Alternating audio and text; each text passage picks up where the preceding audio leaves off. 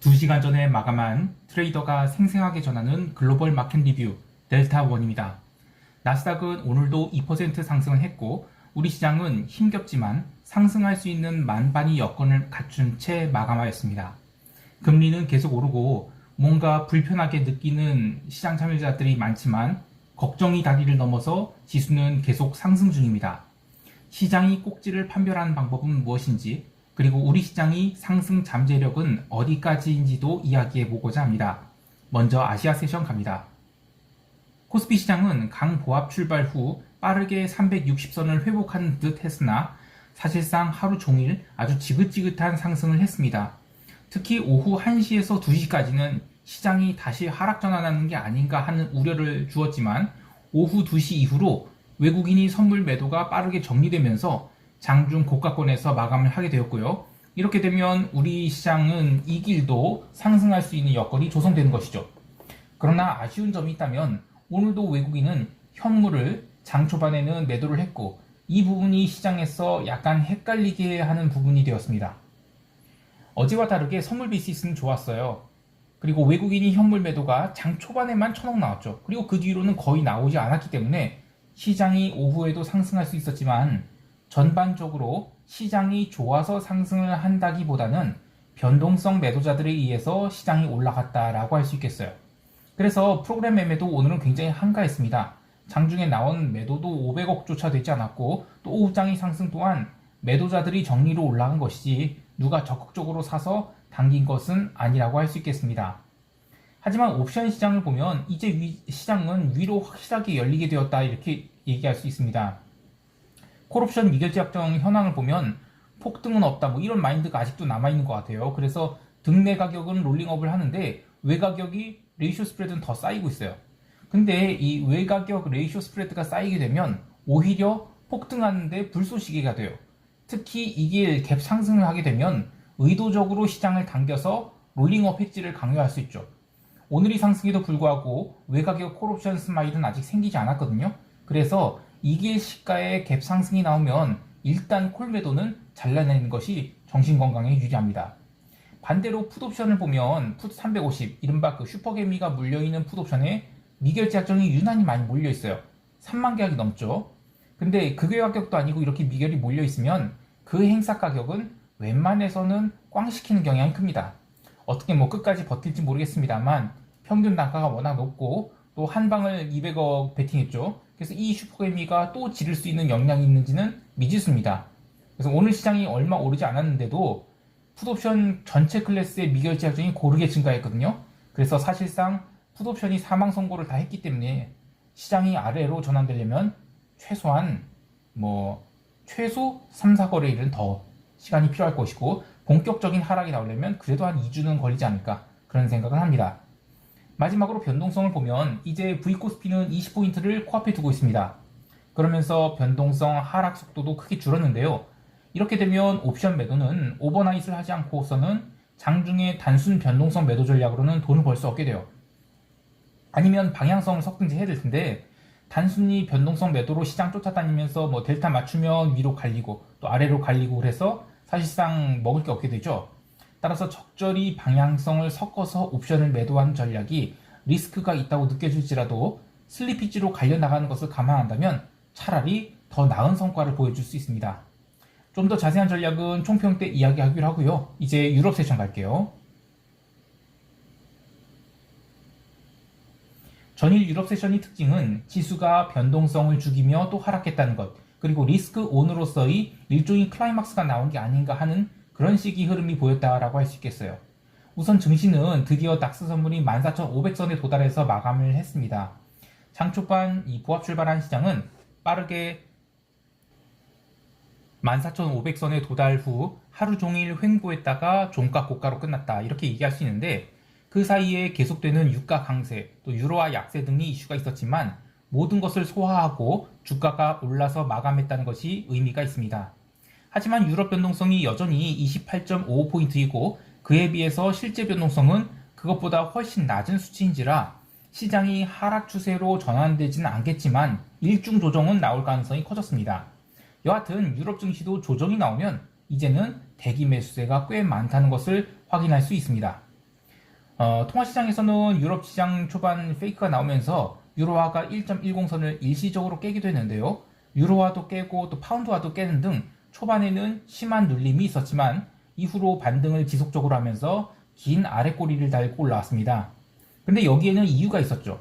바로 엔화가 아시아 세션 점심 때 아주 의미 있는 자리인 121엔을 돌파한 것인데, 야, 이게 대체 몇 년 만이죠? 글로벌 중앙은행들이 계속 타이트닝을 하고 있는데, 일본은 지난 18일 단기 금리를 마이너스 0.1%로 동결했어요. 그리고 10년물 국채 금리는 0%로 붙인다고 무제한 장기 국채 매입 지속하겠다. 이래버렸죠. 이러면 엔화는 버틸 수가 없습니다.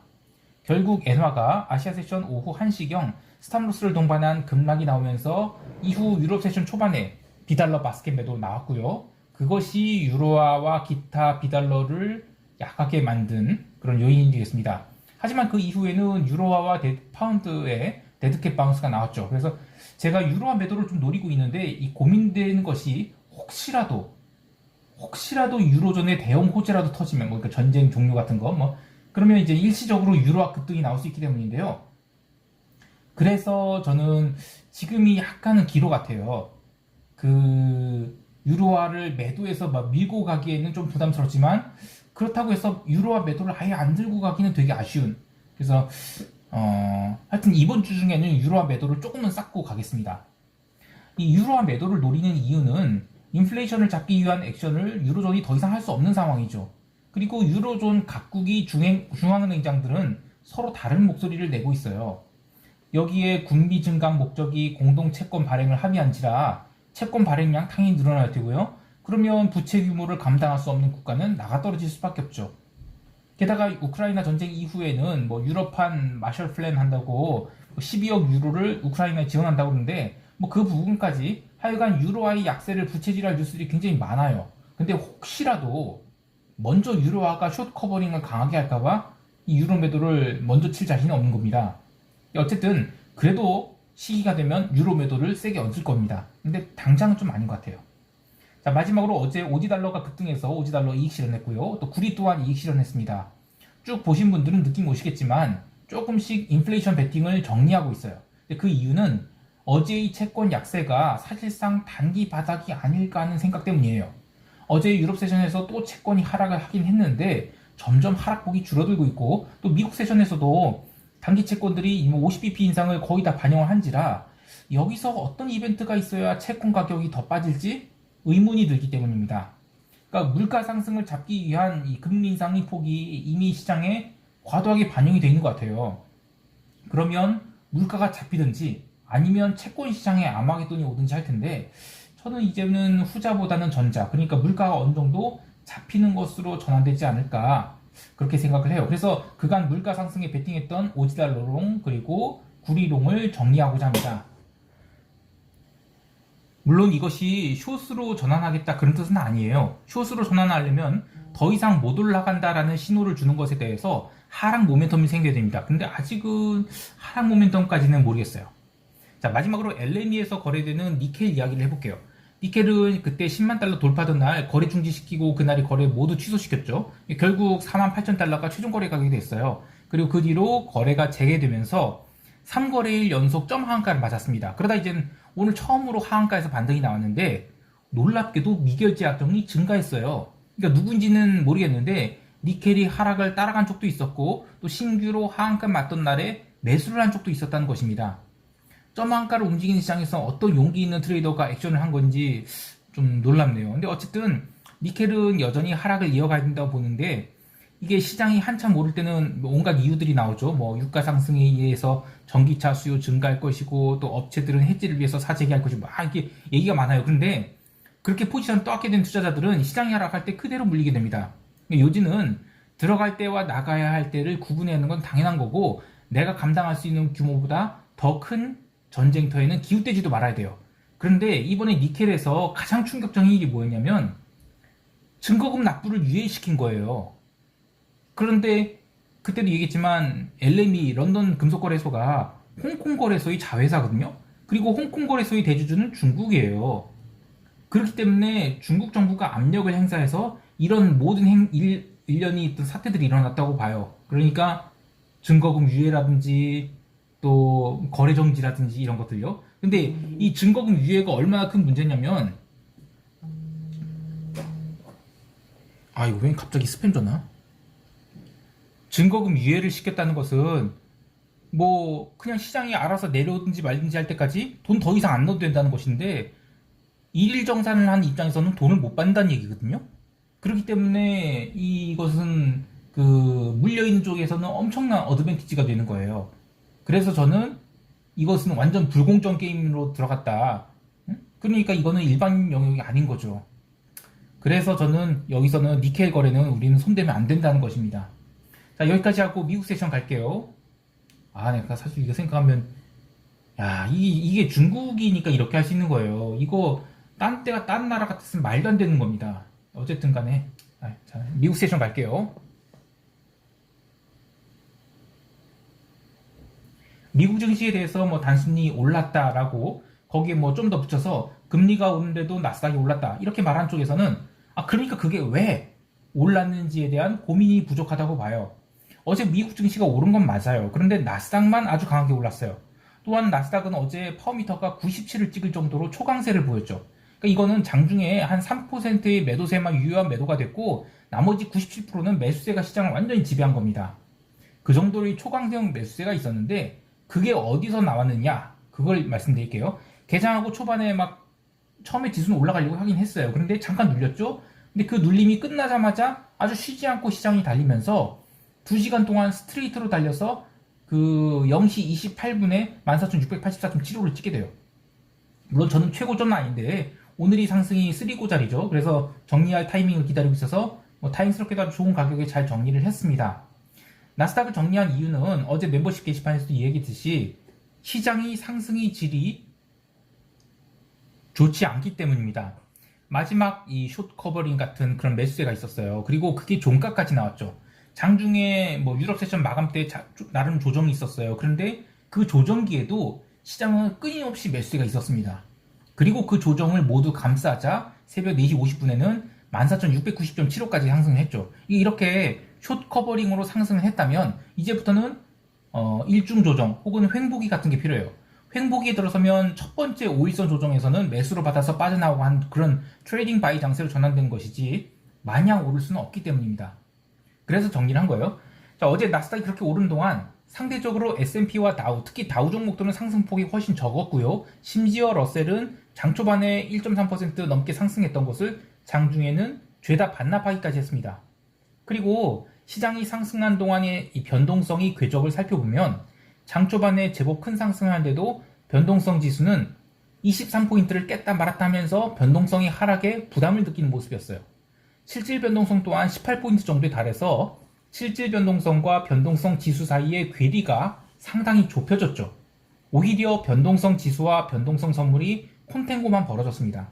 이런 상황에서는 시장이 하락이 나오긴 어렵지만 반대로 점진적 상승이 나오지 일방적 폭등은 나오기 어렵다고 봐야 돼요.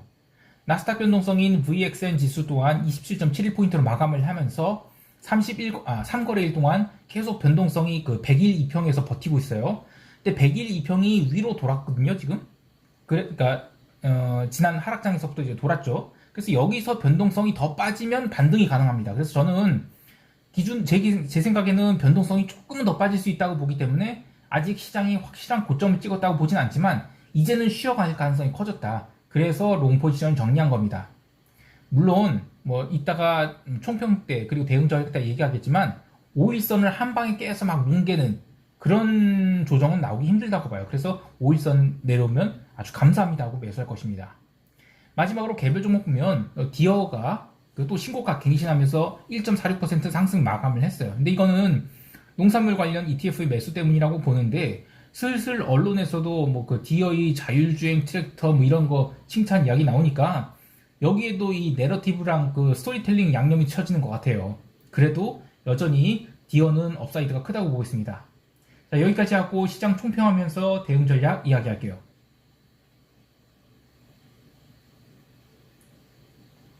코스피 시장은 이길 갭 상승 후 크게 달릴 수 있다고 봅니다. 따라서 갭 상승이 나오면 시초가의 콜매도 370은 얼마 안 되지만 바로 날려버릴 것이고 품매도부는 상황 봐서 분할로 정리할 계획입니다. 시장이 372까지는 얼마든지 상승할 수 있다고 보지만 그 과정이 곱게 갈 것인가에 대해서는 아직 의문이 많아요. 따라서 중간중간에 이익 실현을 하면서 갈 생각인데요. 가장 큰 이유는 지금 이 상승이 변동성 매도에 의한 하락이고, 그런 면에서는 V코스피 20포인트대의 하락이 과연 얼마나 변동성 매도에 욕심을 부릴 수 있을까? 이런 의문이 있어요. 그래서 차라리 증거금 확보를 더해서 혹여 있을 일중 급락 혹은 갭 다운에 대비해 놓는 것이 좋다고 보는데요. 그것은 제가 콜 매수를 하지 않는 이유기도 똑같아요. 그러니까 시장이 상승 궤적이 따라가기 불편할 정도로 흔들림이 있을 것 같습니다. 하지만 먼저 선빵 매도를 해서 시장을 뭉개는 이런 짓은 안 할 겁니다. 해외 시장에 대해서도 나스닥이 됐든 S&P가 됐든 이제는 5일선 조정 기다릴 거예요. 근데 5일선 조정 오면 정말 감사합니다 하고 매수를 해서 버틸 거고요. 혹여 5일선을 장중에 제법 깨서 깊은 조정이 나온다 그러면 저도 물타기 할 겁니다. 바로 한 방에 5일선 깨고 21선 깨고 그렇게 해서 종가 저가 이런 거는 나오기 어렵다고 봐요. 특히 유럽 세션에 그러한 조정이 나올 경우 더욱 감사합니다 하고 매수 모드로 갈 겁니다. 그 외에 유로 매도, 골드 매도 이런 거 노리고 있는데, 골드 매도는 이 채권이 바닥을 쳤다라는 신호가 나온다면 조금 하기 어려운 전략이겠죠. 그래서 요거는 조금 채권 흐름 보고 결정할 거예요. 마지막으로 기름은 수요일 밤에 원유 재고 발표 있습니다. 저는 이번 재고 발표는 이 재고의 영향도 있겠지만 그 발표 이후 밀리게 되면 한 이틀 연속 밀릴 수 있다고 봐요. 그동안은 원유 재고 발표 영향을 거의 안 받았거든요. 근데 이제는 전쟁 이슈는 특별한 이슈가 아니죠. 그리고 인플레이션 구간은 저는 92달러에서 102달러라고 봅니다. 근데 그 영향을 넘어서 지금 오버슈팅이 나왔다고 봐요. 그래서 의미 있는 재고 증가가 나온다면 다시 102달러까지는 얼마든지 내려올 수 있다고 봅니다.